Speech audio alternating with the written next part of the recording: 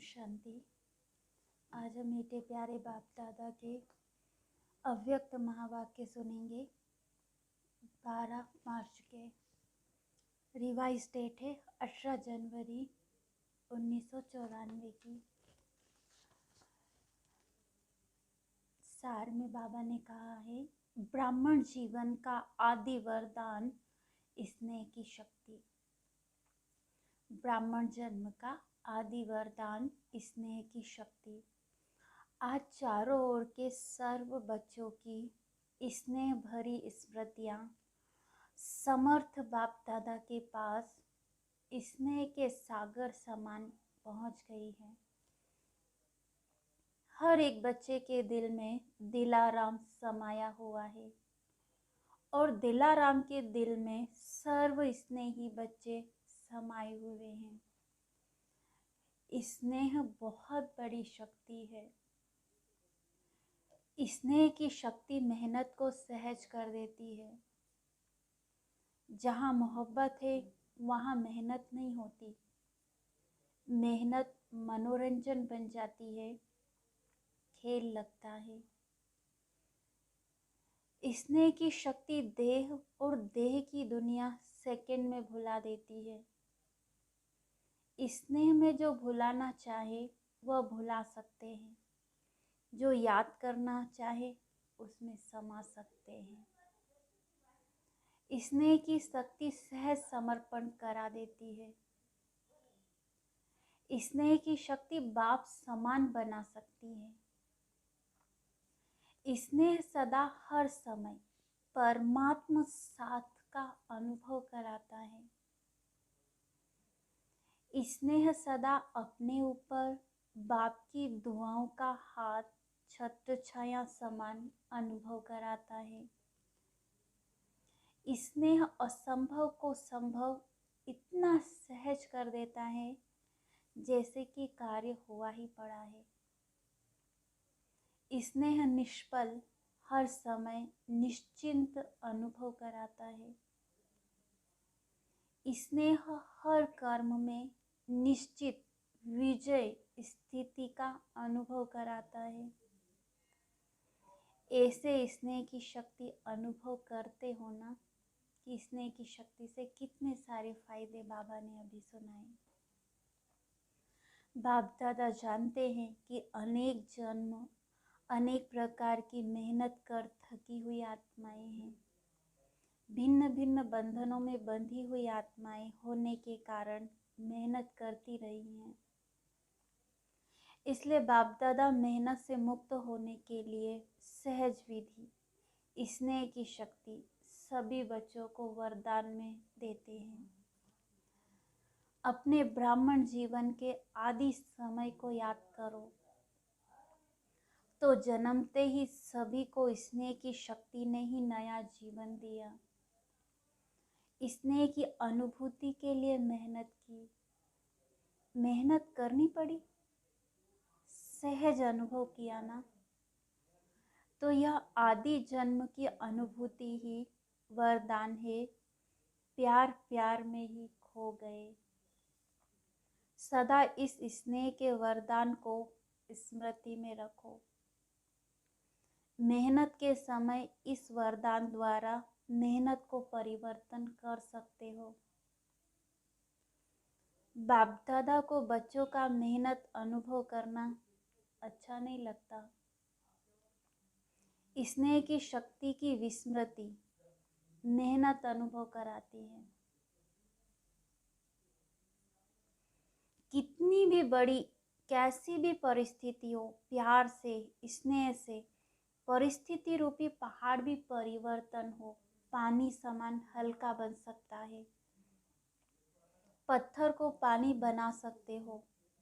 कैसा भी माया का विकराल रूप व रॉयल रूप सामना करे तो सेकंड में स्नेह के सागर में समा जाओ तो सामना करने की माया की शक्ति समाप्त हो जाएगी। आपके समाने की शक्ति छू मंत्र नहीं लेकिन शिव मंत्र बन जाएगी। सबके पास शिव मंत्र की शक्ति है ना डुबकी खो जाती है। शिव स्नेह में समा जाओ, सिर्फ डुबकी मारकर नहीं निकल आओ। थोड़ा समय स्मृति में रहते हो, मीठा बाबा, प्यारा बाबा, डुबकी लगाकर फिर निकल आते हो तो माया की नजर पड़ जाती है।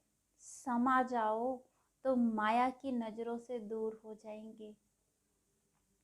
और कुछ भी नहीं आए तो स्नेह की शक्ति जन्म का वरदान है।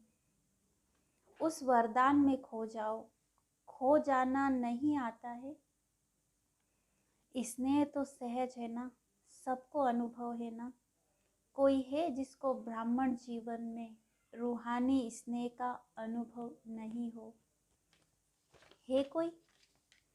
स्नेह ही सहज योग है। स्नेह में समाना ही संपूर्ण ज्ञान है। आज के दिन का महत्व भी स्नेह है। अमृत वेले से विशेष किस लहर में लहरा रहे हो? बाप दादा के स्नेह में ही लहरा रहे हो। सर्व आत्माओं के अंदर एक बाप के सिवाय और कुछ याद रहा? सहज याद रही ना कि मेहनत करनी पड़ी। तो सहज कैसे बनी? स्नेह के कारण। तो क्या सिर्फ आज का दिन स्नेह का है? संगम युग है ही परमात्मा स्नेह का युग। तो युग के महत्व को जान स्नेह की अनुभूतियों का अनुभव करो। स्नेह के सागर, स्नेह के हीरे मोतियों की थालियां भर कर दे रहे हैं। तो अपने को सदा भरपूर करो। थोड़े से अनुभव में खुश नहीं हो जाओ, संपन्न बनो। भविष्य में तो स्थूल हीरे मोतियों से सजेंगे। ये परमात्मा प्यार के हीरे मोती अनमोल है। तो इससे सदा सजे सजाए रहो।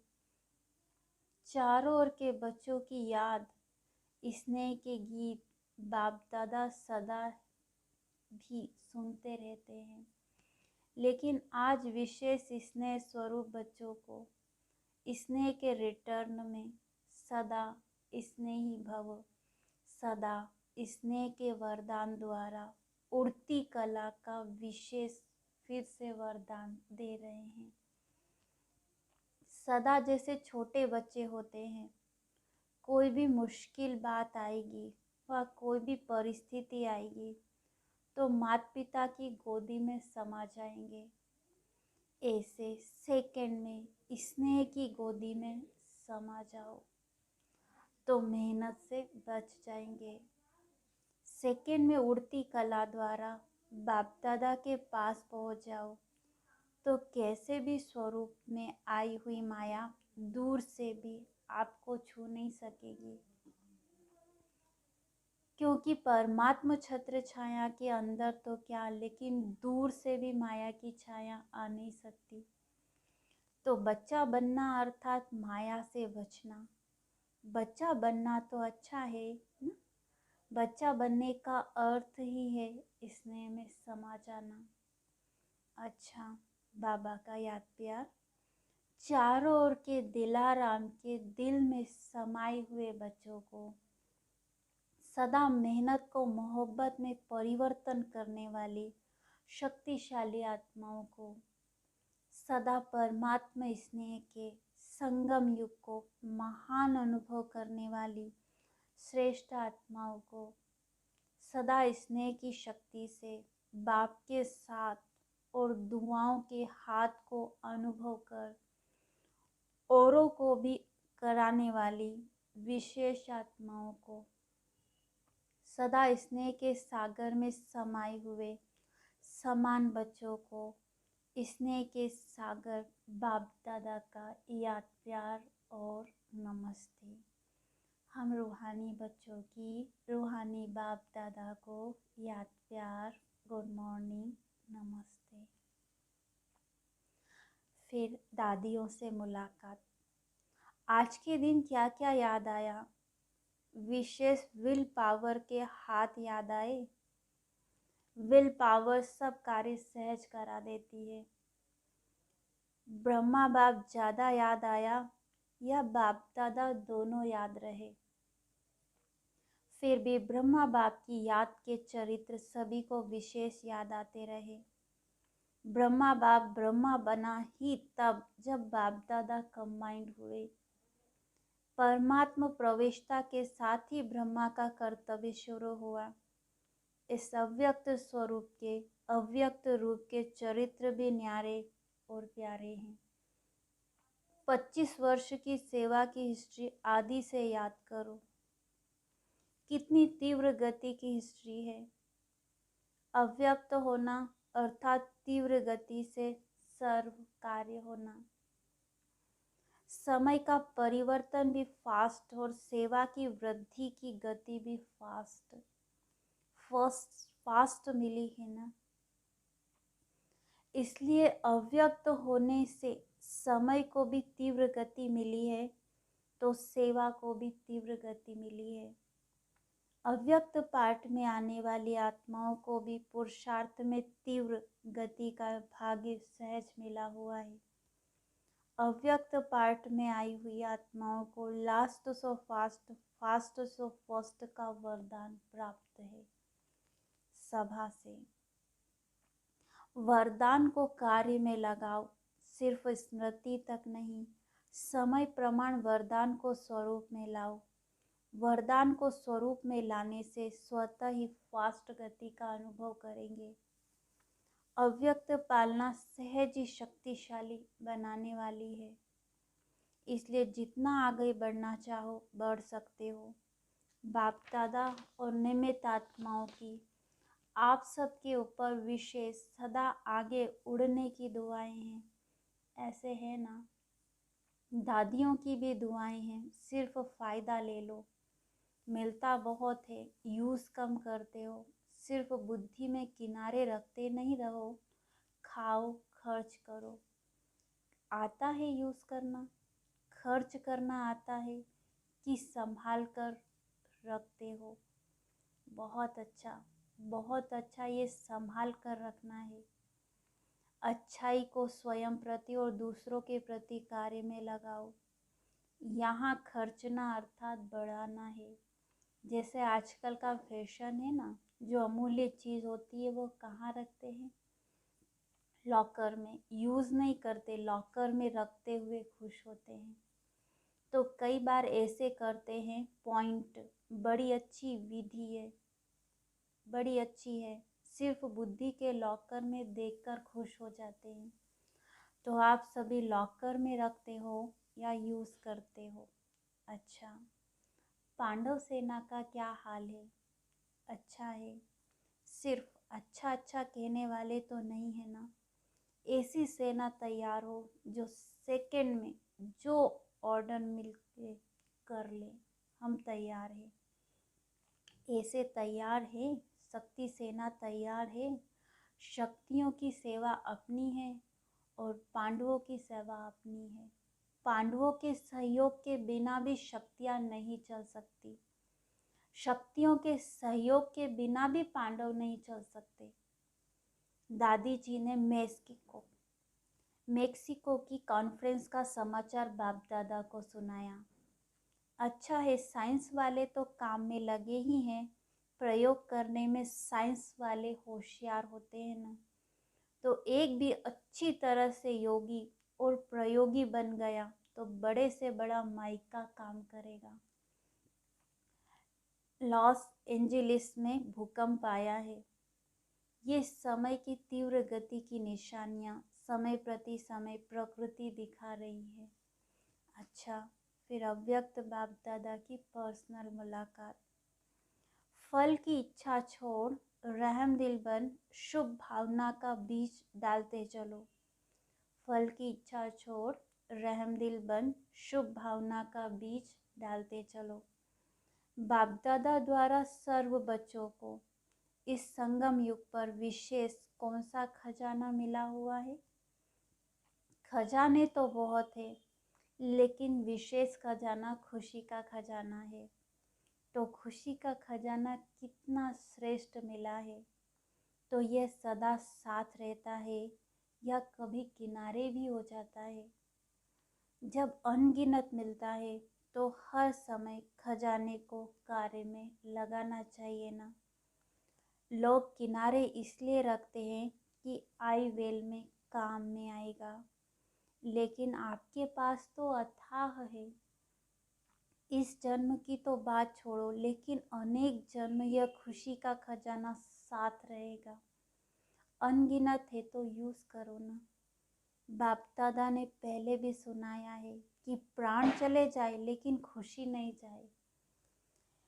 कुछ भी हो जाए लेकिन खुशी नहीं जाए। इसलिए खुशी को कभी भी किनारे नहीं रखो और ही महादानी बनो, क्योंकि वर्तमान समय और कुछ भी मिल सकता है लेकिन सच्ची खुशी नहीं मिल सकती। अल्पकाल की खुशी प्राप्त करने के लिए लोग कितना समय और धन खर्च करते हैं, फिर भी सच्ची खुशी नहीं मिलती। तो ऐसे आवश्यकता के समय आप आत्माओं को महादानी बनना है। कैसी भी अशांत आत्मा, दुखी आत्मा हो, अगर उसको खुशी की अनुभूति करा दो तो कितनी दिल से दुआएं देंगी। आप दाता के बच्चे हो तो फ्राक दिली से बांटो। बांटना तो आता है ना, तो क्यों नहीं बांटते हो? समय को देख रहे हो, दिल से रहम आना चाहिए।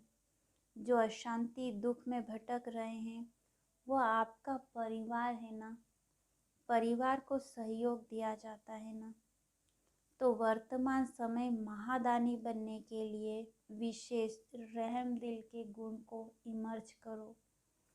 आपके जड़ चित्र वरदान दे रहे हैं तो आप भी चैतन्य में रहम दिल बन बांटते जाओ, क्योंकि परवश आत्माएं हैं।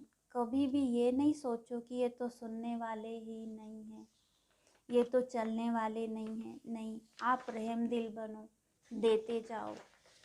गाया हुआ है कि भावना का फल मिलता है। तो चाहे आत्माओं में ज्ञान के प्रति, योग के प्रति शुभ भावना नहीं भी हो, लेकिन आपकी शुभ भावना उनको फल दे देती है। ऐसे नहीं सोचो कि इतना कुछ सेवा की लेकिन फल तो मिला ही नहीं। लेकिन फल एक जैसे नहीं होते। कोई सीजन का फल होता है, कोई सदा का फल होता है। तो सीजन का फल सीजन पर ही फल देगा ना। तो आपने शुभ भावना का बीज डाला, अगर सीजन का फल होगा तो सीजन में ही निकलेगा ना। वैसे भी देखो, जो खेती का काम करते हैं तो सीजन पर चीज़ निकलने वाली होती है, तो ये नहीं सोचते कि 6 मास के बाद ये निकलेगा, इसलिए बीज डालो ही नहीं। तो आप भी बीज डालते चलो। समय पर सर्व आत्माओं को जगना ही है।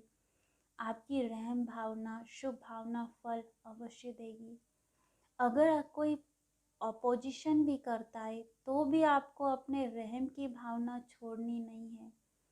और ही सोचो कि ये अपोजिशन या इंसल्ट, गालियाँ ये खाद का काम करेगी, तो खाद पड़ने से अच्छा फल निकलेगा। जितनी गालियाँ देंगे उतना आपके गुण गाएंगे। इसलिए हर आत्मा को दाता बन देते जाओ। अच्छा माने तो दे, नहीं तो ये तो लेवता हो गई। लेने की इच्छा नहीं रखो कि वो अच्छा बोले, अच्छा माने तो दे, नहीं। इसको कहा जाता है दाता के बच्चे, मास्टर दाता। चाहे वृत्ति द्वारा, चाहे वाइब्रेशन द्वारा, चाहे वाणी द्वारा देते जाओ। इतने भरपूर होना, सब खजाने हैं। डबल विदेशियों को देख बाप दादा डबल खुश होते हैं। क्यों? डबल पुरुषार्थ करते हैं। एक तो अपना रीति रस्म परिवर्तन करने का भी पुरुषार्थ करते हैं। बाप दादा देखते हैं कि उमंग उत्साह मेजॉरिटी में अच्छा है। अगर अब कभी उमंग उत्साह बीच बीच में नीचे ऊपर होता है तो आज विधि सुनाई कि समा जाओ, स्नेह की गोदी में छिप जाओ, तो माया आएगी ही नहीं। ये तो सहज है ना। बीज रूप होने में मेहनत है, इसमें मेहनत नहीं है और कुछ भी नहीं आए, लेकिन इसने में समाना तो आता है कि ये भी मुश्किल है। नहीं तो ये करो। अभी मुश्किल शब्द नहीं बोलना। नीचे आते हो तो छोटी सी चीज़ बड़ी लगती है, ऊपर चले जाओ तो बड़ी चीज़ भी छोटी लगेगी। फरिश्ते हो या साधारण मानव हो। फरिश्ता फरिश्ता कहाँ रहता है? ऊपर रहता है या नीचे? ऊपर। तो नीचे क्यों ठहरते हो? अच्छा लगता है? कभी कभी दिल होती है नीचे आने की? नहीं। फिर क्यों आते हो? बाप का साथ छोड़ते हो तब नीचे आते हो। तो डबल विदेशियों को डबल पुरुषार्थ का प्रत्यक्ष फल डबल चांस है। इसका फ़ायदा लो। इस वर्ष में क्या करेंगे? Double service. महादानी वरदानी बनेंगे या खुद बाप के आगे कहेंगे कि शक्ति दे दो, औरों को भी शक्तियाँ दो। अच्छा है, हिम्मत रखने में नंबर ले लिया। अभी फास्ट पुरुषार्थ कर आगे उड़ते चलो। अच्छा, आज का वरदान। खुशी के खजाने से संपन्न बन, सदा खुश रहने और खुशी का दान देने वाले महादानी भव। खुशी के खजाने से संपन्न बन, सदा खुश रहने और खुशी का दान देने वाले महादानी भव। डिटेल है, संगम युग पर बाप दादा ने सबसे बड़ा खजाना खुशी का दिया है। रोज अमृत वेले खुशी की एक पॉइंट सोचो और सारा दिन उसी खुशी में रहो। ऐसे खुशी में रहते दूसरों को भी खुशी का दान देते रहो। यही सबसे बड़े से बड़ा महादान है, क्योंकि दुनिया में अनेक साधन होते हुए भी अंदर की सच्ची अविनाशी खुशी नहीं है। आपके पास खुशियों का भंडार है तो दान देते रहो। यही सबसे बड़ी सौगात है। स्लोगन, महान आत्माओं का परम कर्तव्य है उपकार, दया और क्षमा। महान आत्माओं का परम कर्तव्य है उपकार, दया और क्षमा। अच्छा, अव्यक्त इशारे की आज की पॉइंट है,